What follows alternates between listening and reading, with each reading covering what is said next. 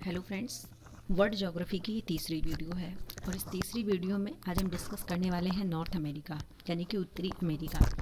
तो आइए शुरू करते हैं नॉर्थ अमेरिका के बारे में। तो यहाँ पर हम केवल बात कर रहे हैं कॉन्टिनेंट की।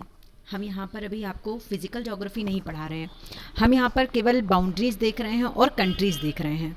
तो सबसे पहले यहाँ से हमें शुरू करना है कि आखिर नॉर्थ अमेरिका में क्या क्या शामिल है।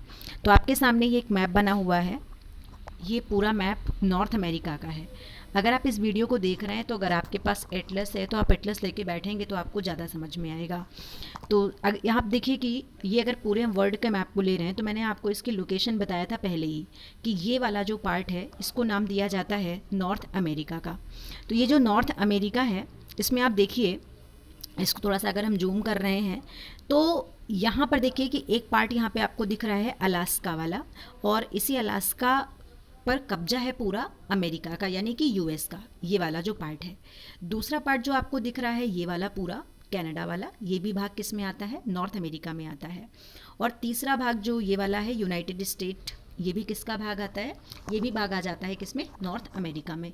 यानी इस तरीके से हमने ये देखा कि जो नॉर्थ अमेरिका है इसमें कौन कौन से पार्ट्स हो गए, अलास्का, कनाडा, यूनाइटेड स्टेट, और एक जो यहाँ पे और आपको पार्ट दिखाई दे रहा है मैक्सिको, ये भी पार्ट किस में आता है, नॉर्थ अमेरिका में।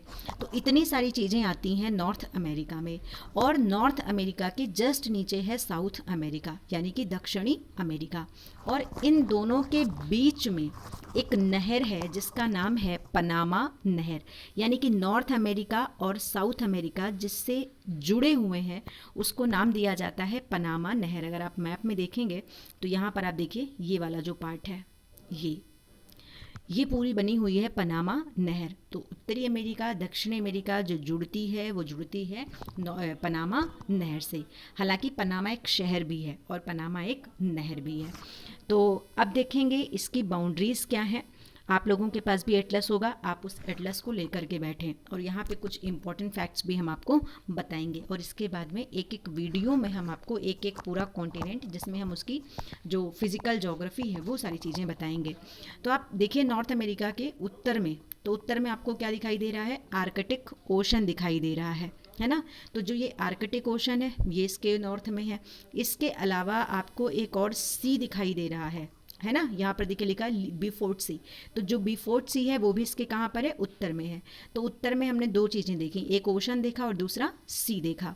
इसके अलावा अगर हम देखें कि जो यूरोप वाला पार्ट है, यूरोप का एक पार्ट है साइबेरिया, ये साइबेरिया से कनेक्ट होता है और इस वजह से यहाँ पर एक सी है जिसका नाम है बेरिंग सी।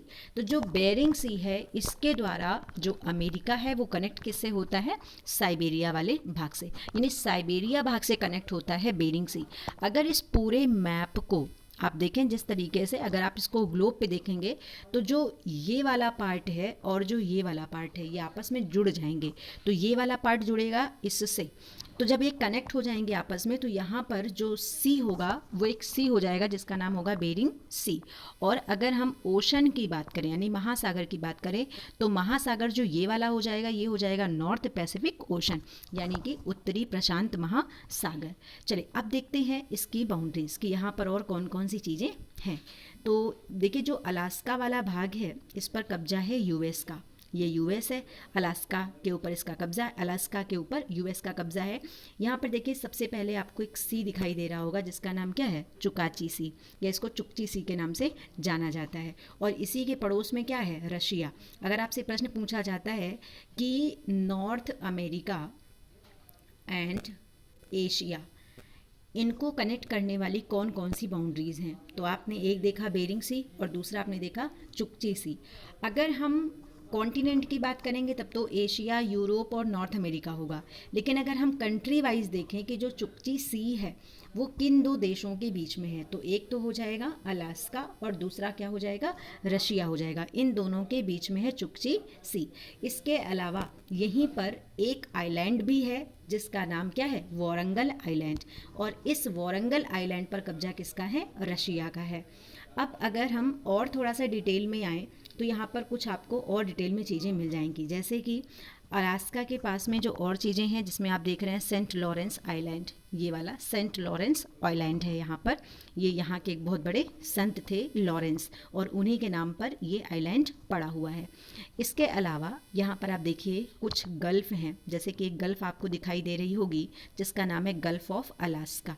तो यहाँ पर ये गल्फ़ है, गल्फ़ वही होती है जिसका मुहाना थोड़ा इस तरीके से होता है, इसको गल्फ़ कहा जाता है, और जो ओपनड होती है उसको हम नाम देते हैं बे। लेकिन कभी कभी जो बे होती है वो गल्फ़ से बड़ी हो जाती है, लेकिन कुछ ऐसी भी गल्फ़ हैं जो बे से बड़ी हैं।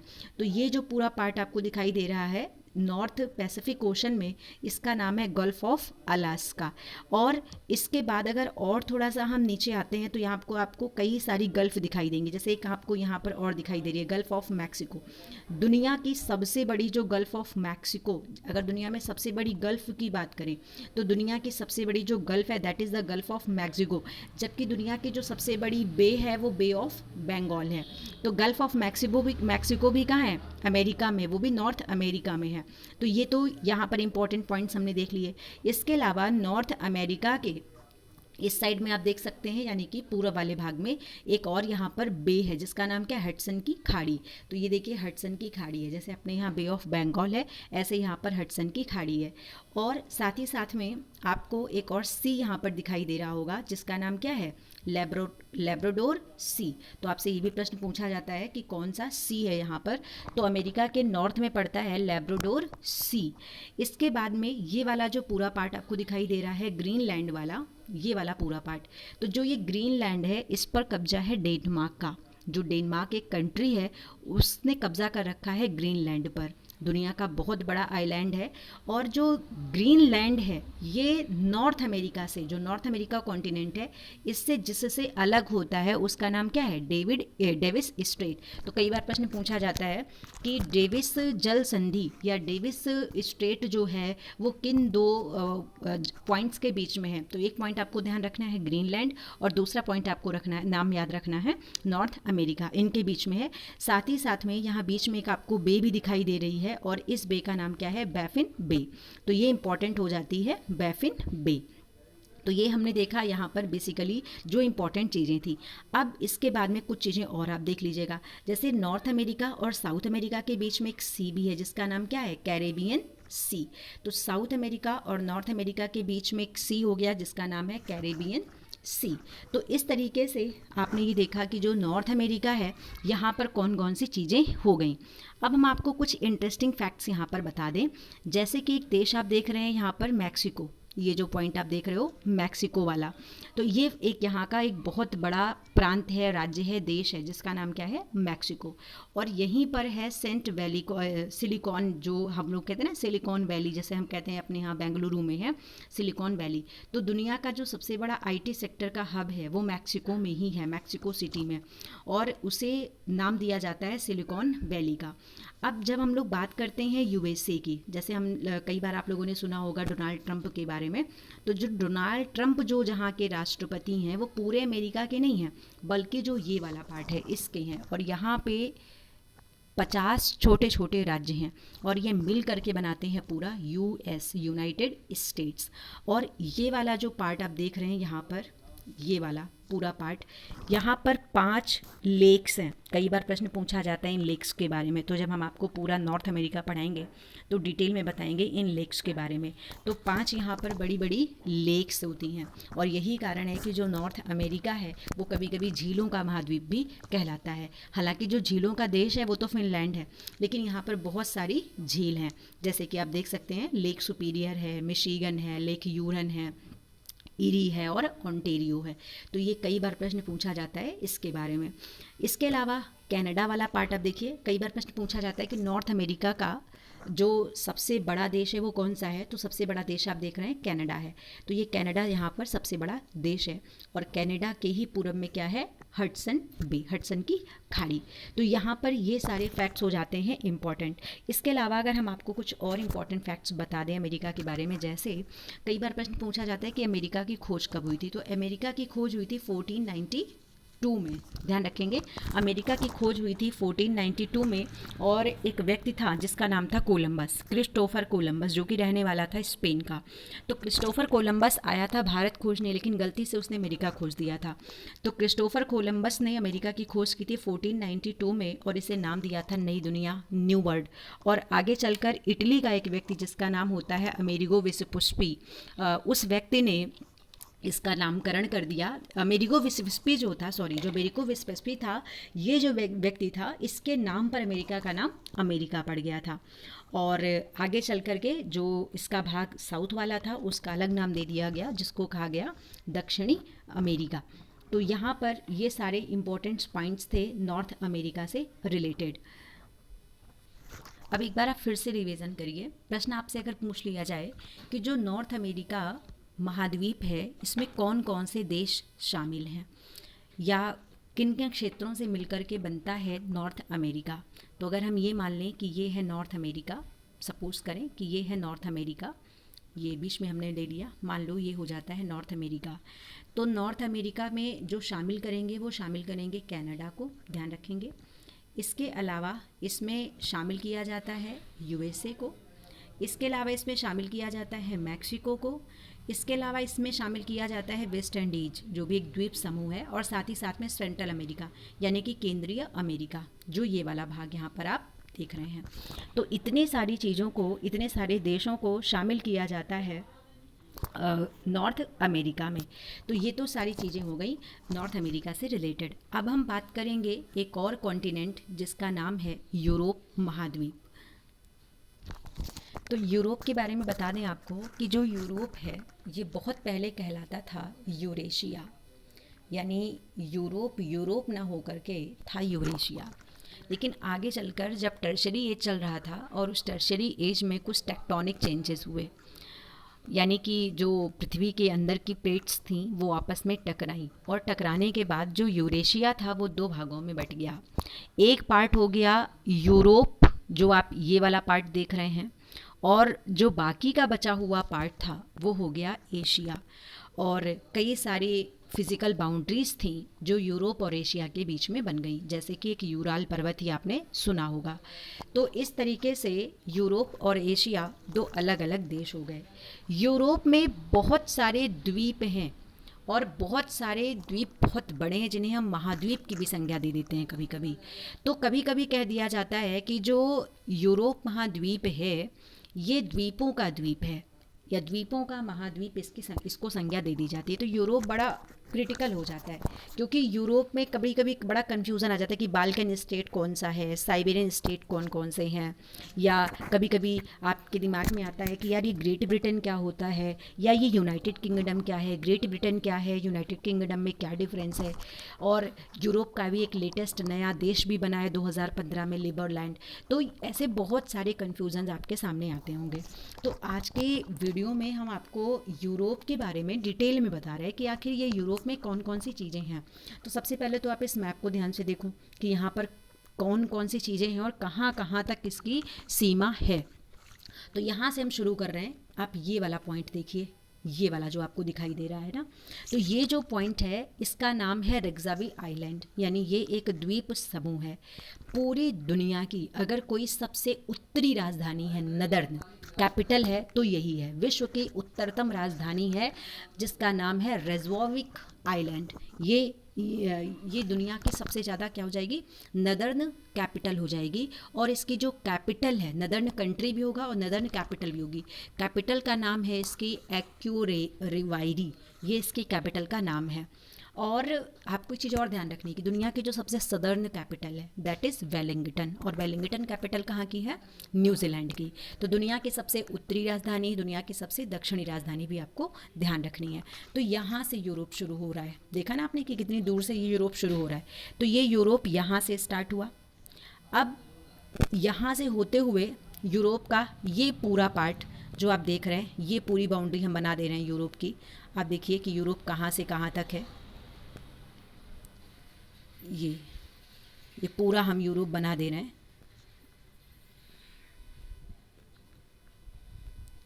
आप देखिए ये पूरा यूरोप है, ये पूरा यूरोप आता है। अब इस यूरोप में आपको बता दें कि कौन कौन से देश हैं या किन से किन ये मिलकर के बनता है। तो सबसे पहले यहाँ पर आपको ये जानना है कि इसकी बाउंड्रीज़ क्या हैं।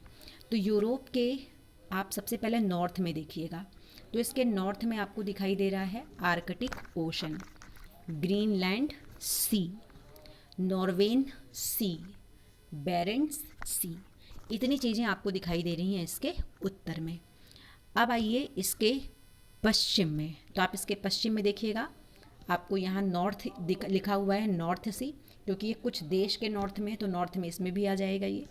इसके पूरे पश्चिम में जो है that is north Atlantic ocean. इसके बाद अगर हम इसके पूरब में देखें तो इसके पूरब में क्या हो जाता है, एशिया, और इसके दक्षिण में क्या हो जाता है, अफ्रीका।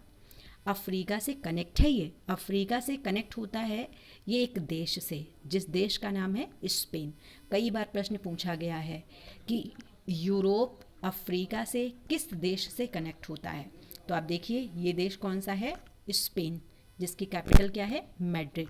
तो मैड्रिड से ये कनेक्ट हो रहा है, स्पेन से कनेक्ट हो रहा है।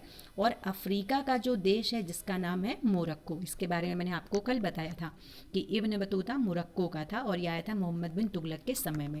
तो स्पेन और मोरक्को ये दोनों कनेक्ट हो रहे हैं। और स्पेन के बारे में भी आप एक पॉइंट ध्यान रखें, जो स्पेन है इसका कुछ भाग यानी स्पेन के कुछ द्वीप अफ्रीका महाद्वीप में भी हैं। तो ये स्पेन हो गया और ये अफ्रीका महाद्वीप हो गया, ये दोनों कनेक्ट कर रहे हैं स्पेन और मोरक्को का। इस तरीके से ये कनेक्शन इनका हो गया। अब अगर हम और यहाँ पे कुछ चीज़ों को देखें, इसके दक्षिण में आइए, तो इसके दक्षिण में आपको दिखाई दे रहा है मेडिटेरियन सी यानी कि भूमध्य सागर। तो ये इसकी चारों दिशाएं हो गई। इसके अलावा एक सी आप देखिए जिसका नाम क्या है, ब्लैक सी। कई बार पूछा जाता है कि ब्लैक सी कहाँ है, तो आपको ये ब्लैक सी दिखाई दे गया। इसके अलावा आप कुछ और सीज देखिए जैसे कि बाल्टिक सी, ये भी इसके कहाँ है, उत्तर में है। तो अब हम देखेंगे कि इसमें कौन कौन सी चीज़ें हैं, किन किन चीज़ों से मिलकर के बनता है यूरोप। तो सबसे पहले हम बात करेंगे बाल्कन स्टेट की, कि जो यूरोप है इसमें कई बार आप सुनते हो कि बाल्कन स्टेट पूछा जाता है, इनमें से कौन सा बाल्कन स्टेट है ना, ऐसे प्रश्न कई बार आते हैं। तो सबसे पहले अगर देखें कि बाल्कन स्टेट कौन कौन से हैं, तो बाल्कन स्टेट में आता है Bulgaria, Serbia, Montenegro, Romania, Albania और ग्रीस। इतने सारे देश आते हैं बाल्कन स्टेट में। तो इन देशों को अगर देखें तो आप यहाँ से देखिएगा, ये पहला देश आपको दिखाई देगा जिसका नाम क्या है, ग्रीस। ग्रीस की कैपिटल क्या है, एथेंस। दूसरा देश देखिए आप जिसका नाम क्या है, बुल्गारिया। बुल्गारिया की कैपिटल का नाम क्या है, सोफिया। तीसरा देश आप देखिए जिसका नाम क्या है, रोमानिया। रोमानिया की जो कैपिटल है दैट इज़ बुचारेस्ट, ये यहाँ की कैपिटल है। तो ये 3 देश आपने देख लिया। इसके अलावा भी कई सारे देश हैं, 3 और देश हैं जैसे कि सर्बिया, सर्बिया, मॉन्टेनेग्रो, ये देश हैं। तो आप यहाँ पर देखिए आपको और देश दिखाई दे जाएंगे। ये वाली लोकेशन आप देखिए, ये वाली 1, 2 और अल्बानिया।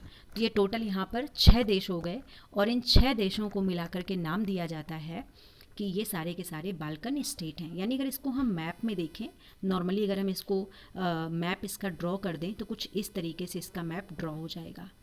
ये जितने भी यहाँ पर बाल्कन स्टेट हैं, यानी इनको हम संयुक्त रूप से नाम दे देते हैं बाल्कन स्टेट का। एक बार फिर से बाल्कन स्टेट में आप देखें कौन कौन से देश शामिल हैं। पहला देश आपने देखा शामिल है ग्रीस। दूसरा देश आपने देखा कि दूसरा देश शामिल है बुल्गारिया। तीसरा हो गया रोमानिया। चौथा हो गया सर्बिया। इसके बाद अगला हो जाता है मॉन्टेनेग्रो और एक हो जाता है अल्बानिया। ये टोटल यहाँ पर जो बाल्कन स्टेट्स हैं उनकी संख्या हो जाती है 6। तो आपको ध्यान रखना है कि सारे के सारे बाल्कन स्टेट हैं। बाल्कन स्टेट के बाद में अगला जो बनता है वो बनता है कि इनमें से कौन से स्कैंडिनेविया स्टेट्स हैं। स्कैंडिनेविया लिख दे रहे हैं हम आपकी जानकारी के लिए, स्कैंडिनेविया स्टेट्स। तो जो स्कैंडिनेविया स्टेट्स हैं इसमें 4 कंट्रीज़ आते हैं, नॉर्वे, स्वीडन, डेनमार्क, आइसलैंड। तो ये 4 देश हो गए। अब इन चारों देशों की अगर हम आपको लोकेशन दिखाएं तो आप इनकी लोकेशन देख सकते हैं। पहला देश आपसे मैंने बोला नॉर्वे। तो ये जो पॉइंट्स आपको दिखाई दे रहा है ये वाला, ये पूरा है नॉर्वे, जिसकी कैपिटल ओस्लो है। जो नोबेल प्राइज़ होते हैं, इसमें जो एक नोबेल प्राइज़ होता है शांति का पुरस्कार, तो जो शांति वाला पुरस्कार होता है वो नॉर्वे की कैपिटल ओस्लो में ही दिया जाता है। तो ये नॉर्वे है। इसे अर्धरात्रि के सूर्य का देश भी कहा जाता है। तो पहला देश हो गया जिसका नाम था नॉर्वे। इसके बाद अगला देश था जिसका नाम है स्वीडन। ये देखिए आप, अगला कंट्री स्वीडन, और स्वीडन की कैपिटल क्या है? स्टॉकहोम। स्टॉकहोम ये वाली कैपिटल हो गई। स्टॉकहोम में सारे के सारे नोबेल प्राइज़ दिए जाते हैं, शांति का नोबेल प्राइज़ छोड़कर। तो स्टॉकहोम और ओस्लो, देखिए लगभग अगर दोनों की लोकेशन देखी जाए तो दोनों एक ही सीध पर हैं। हालांकि जो नॉर्वे है, ये आप देखिए कि जो नॉर्वे है ये 60 डिग्री पर स्थित है। नॉर्वे, तो अगर कोई देश 7 डिग्री पर होगा तो वहाँ पर कितनी ठंडक होगी। और ये जो स्टॉकहोम है वो 60 डिग्री से थोड़ा सा नीचे है। तो ये नॉर्वे हो गया पहला देश। दूसरा देश हो गया स्वीडन। तीसरा देश है डेनमार्क। तो आइए आपको हम दिखाते हैं मैप में डेनमार्क। और एक और देश है जिसका नाम क्या है? आइसलैंड। तो आप ये देख सकते हैं, ये है आयरलैंड वाला पार्ट। आयरलैंड देखा जाए तो दो यहाँ पर छोटे छोटे द्वीप हैं। एक का नाम है उत्तरी आयरलैंड और एक का नाम है दक्षिणी आयरलैंड। लेकिन जो प्रमुख रूप से देश है वो दक्षिणी आयरलैंड वाला है। और अगला जो देश आपने देखा था वो था डेनमार्क, जिसकी कैपिटल है कोपेनहेगन। तो यहाँ पर आपने फिर से लोकेशन एक बार क्लियर कर लीजिए कि जो स्कैंडिनेविया स्टेट्स हैं, इनमें 4 स्टेट्स आते हैं। पहला डेनमार्क, दूसरा स्वीडन, तीसरा आयरलैंड और चौथा था डेनमार्क। तो ये आपके सामने 4 देश हो गए। इसके बाद में प्रश्न आता है कि आइबेरिया स्टेट्स किसे कहा जाता है। तो आइबेरिया में 2 देश आते हैं। एक देश होता है स्पेन और एक देश होता है पुर्तगाल। आप ये देखिए, ये दोनों दिखाई दे रहे हैं। ये है पुर्तगाल जिसकी कैपिटल का नाम है लिस्बन, और दूसरा देश है जिसका नाम है स्पेन, जिसकी कैपिटल का नाम है मैड्रिड। तो ये पुर्तगाल और स्पेन, जिसमें स्पेन के बारे में काफ़ी कुछ मैंने आपको बता दिया है। फिर प्रश्न आता है कि बेनिलिक्स कौन कौन से कंट्रीज़ हैं। बेनिलिक्स का मतलब होता है निम्न भूमि देश, यानी इनमें ऐसे कौन कौन से देश हैं जो बेनिलिक्स वाले हैं, यानी कि निम्न भूमि वाले देश हैं। तो निम्न भूमि वाले जो देश हैं इसमें 3 देश होते हैं, बेल्जियम, नीदरलैंड और लग्जमबर्ग। तो आइए लोकेशन हम इनकी भी क्लियर करा दें कि इनमें इनकी लोकेशन कहाँ कहाँ पर है। तो पहला देश था बेल्जियम। तो पहला देश था इसमें बेल्जियम, ये है लोकेशन बेल्जियम की। ये तो पहला देश हो गया बेल्जियम। फिर से हम इसको ड्रॉ कर दे रहे हैं, ये बेल्जियम है। दूसरा देश था नीदरलैंड, ये जिसकी कैपिटल का नाम है एम्स्टर्डम।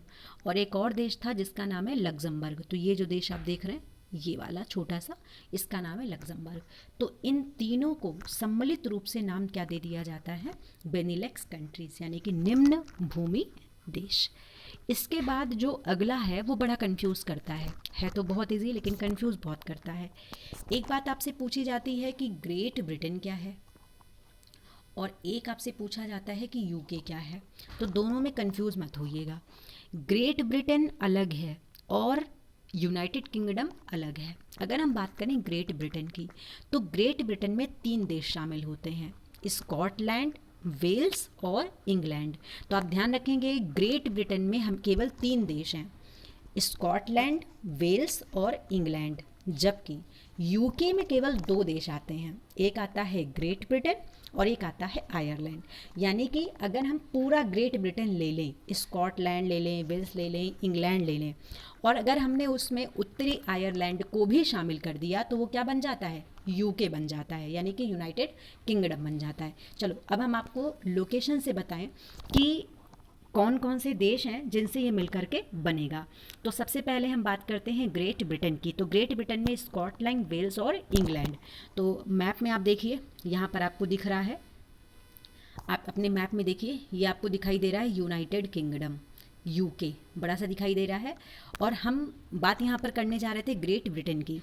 तो ग्रेट ब्रिटेन में आपने देखा कि यहाँ पर शामिल हैं केवल 3 देश, स्कॉटलैंड, वेल्स और इंग्लैंड। तो आपके सामने ये पूरा यूके वाला पार्ट हो गया, इसको हमने नाम दे दिया यूनाइटेड किंगडम। अब यूनाइटेड किंगडम में हम इसको भी शामिल कर लेंगे। यानी कि अगर आपसे पूछा जाए या आप मैप में देखें कि केवल ग्रेट ब्रिटेन क्या है, तो ये पूरा आपको जो दिखाई दे रहा है ये वाला पार्ट, ये ग्रेट ब्रिटेन हो गया। लेकिन अगर आपने इसमें इनको सबको शामिल कर दिया, ग्रीन वाले को, तो ये क्या बन जाता है, ये बन जाता है यूनाइटेड किंगडम। तो इस तरीके से आज के मैप में हम लोगों ने देख लिया कि ये था यूरोप देखा आप लोगों ने और नॉर्थ अमेरिका देखा। कल की वीडियो में हम लोग देखेंगे एशिया सारे महाद्वीपों में सबसे टिपिकल है, सबसे ज़्यादा टफ है। तो इसको कोशिश करेंगे 1 या 2 वीडियो में बनाएं, और इसके बाद हम आपको पूरा एक कॉन्टिनेंट का जो फिज़िकल ज्योग्राफी है उसके बारे में डिटेल में इंफॉर्मेशन देंगे।